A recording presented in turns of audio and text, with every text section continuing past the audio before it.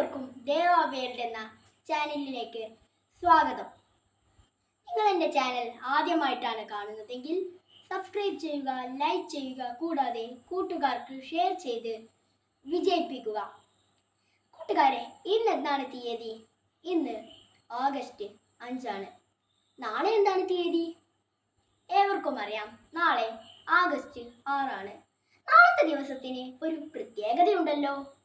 എന്താണ് ആ പ്രത്യേകത? പലരും കേട്ടിട്ടുണ്ടാകും അല്ലേ? നാളെ ഹിരോഷിമ ദിനമാണ്. ഹിരോഷിമ ദിനം, ഹിരോഷിമ ദിനം, ഹിരോഷിമ ദിനം. എന്താണ് ഈ ഹിരോഷിമ ദിനം? ഇത് ആർക്കൊക്കെ അറിയാം? പല കൂട്ടുകാർക്കും ഹിരോഷിമ ദിനം എന്താണെന്നുള്ള കാര്യം അറിയില്ല. അങ്ങനെയുള്ള കൂട്ടുകാർക്ക് വേണ്ടി ഹിരോഷിമ ദിനം എന്താണെന്ന് വിശദീകരിക്കുന്നതാണ് ഈ വീഡിയോ. 1939 മുതൽ 1945 വരെ മാനവരാശിയെ ഞെട്ടിച്ച രണ്ടാം ലോക മഹായുദ്ധത്തിനാണ് നാം സാക്ഷ്യം വഹിച്ചത്. Japan, Russia, America, Poland, Germany തുടങ്ങിയ നിരവധി വൻ രാജ്യങ്ങൾ പരസ്പരം കലഹിച്ചു. നിരവധി ജീവനുകൾ ബലിയർപ്പിക്കേണ്ടി വന്നതിനാൽ പല രാജ്യങ്ങളും കീഴടങ്ങി. അവസാനം അവശേഷിച്ചത് ജപ്പാൻ, അമേരിക്ക എന്നീ 2 രാജ്യങ്ങൾ മാത്രമാണ്. രണ്ടാം ലോക മഹായുദ്ധത്തിൽ ഈ ശേഷിച്ച 2 രാജ്യങ്ങളിൽ ഏതെങ്കിലും ഒരു രാജ്യം കീഴടങ്ങിയാൽ ശേഷിച്ച രാജ്യം വിജയികളാകും. യുദ്ധം ജയിക്കാനായി ഇരു രാജ്യങ്ങളും തുല്യമായി പോരാടി. ഒടുവിൽ ജപ്പാൻ അമേരിക്കയുടെ പേൾ ഹാർബർ എന്ന തുറമുഖം ആക്രമിക്കുന്നു. അമേരിക്കയ്ക്ക് അനേകായിരം ആൾക്കാരുടെ ജീവനുകൾ ബലിയർപ്പിക്കേണ്ടി വരുന്നു. ഇതിനെ തുടർന്ന് അന്നത്തെ അമേരിക്കൻ പ്രസിഡന്റായ ഹാരി എസ് ട്രൂമാനെതിരെ നിരവധി വിമർശനങ്ങൾ വരുന്നു. ഇതൊക്കെ കണ്ട് സഹികെട്ട ട്രൂമാൻ റോബർട്ട് ഓപ്പൻഹൈമർ എന്ന ശാസ്ത്രജ്ഞനോട് ഒരു അണുപ്രസരണ ശക്തിയുള്ള ബോംബ്, അതായത് അണുബോംബ് നിർമ്മിക്കാനായി ആവശ്യപ്പെട്ടു. ഇതനുസരിച്ച് റോബർട്ട് ഓപ്പൻഹൈമറും സംഘവും യുറേനിയം 235 എന്ന മൂലകം കൊണ്ട് 4400 കിലോഗ്രാം ഭാരമുള്ള ലിറ്റിൽ ബോയ് എന്ന അണുബോംബ് നിർമ്മിക്കുന്നു.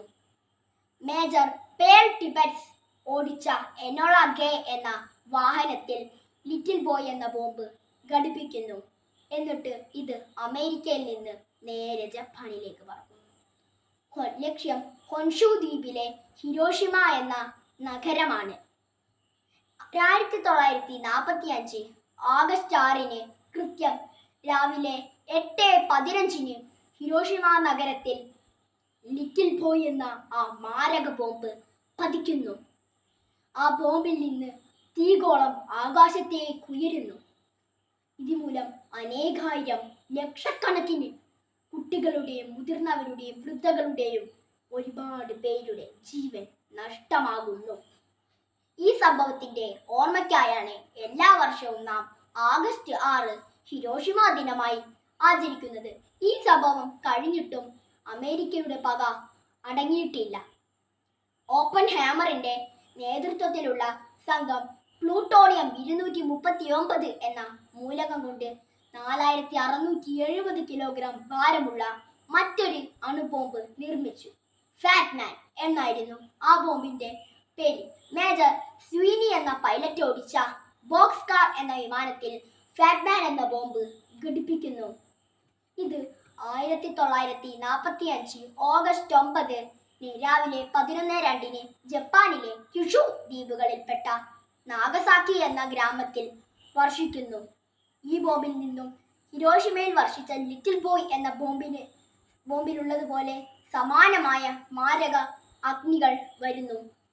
ലക്ഷക്കണക്കിന് ജീവൻ ഈ ഒരു അണുബോംബാക്രമണത്തിലൂടെയും നഷ്ടമാകുന്നു. ഈ സംഭവത്തിന്റെ ഓർമ്മയ്ക്ക് നാം ഓഗസ്റ്റ് 9 നാഗസാക്കി ദിനമായി ആചരിക്കുന്നു. ഈ സംഭവത്തിന് ശേഷം അന്നത്തെ ജാപ്പനീസ് ചക്രവർത്തിയായ ഹിരോഹിറ്റോ ജപ്പാൻ രണ്ടാം ലോക മഹായുദ്ധത്തിൽ നിന്ന് കീഴടങ്ങിയതായി പ്രഖ്യാപിക്കുന്നു. അമേരിക്ക രണ്ടാം ലോക മഹായുദ്ധത്തിൽ ജയിക്കുന്നു. പ്രിയരെ, ഈ യുദ്ധം കൊണ്ട് നമുക്ക് എന്താണ് ഗുണം? അനേകായിരം പേരുടെ ജീവനുകൾ നഷ്ടപ്പെടേണ്ടി വരും. രണ്ടാം ലോക മഹായുദ്ധത്തിൽ പങ്കെടുത്ത എല്ലാ രാജ്യങ്ങൾക്കും നഷ്ടം ഒരുപോലെ ഉണ്ടായി. അതിന് ജയിച്ച അമേരിക്ക, തോറ്റ ജപ്പാൻ എന്ന വേർതിരിവുകളേയില്ല. എല്ലാ രാജ്യങ്ങൾക്കും ഒരുപോലെ തന്നെ ജീവനുകൾ നഷ്ടമാകുന്നു. ഇനിയൊരു യുദ്ധം വേണ്ടേ വേണ്ട. അതായിരിക്കണം നാം എടുക്കേണ്ട പ്രതിജ്ഞ. പ്രിയരെ, ഹിരോഷിമ ദിനം എന്താണെന്ന് മനസ്സിലായല്ലോ. അപ്പോൾ അടുത്ത വീഡിയോയിൽ കാണും വരെ ബൈ.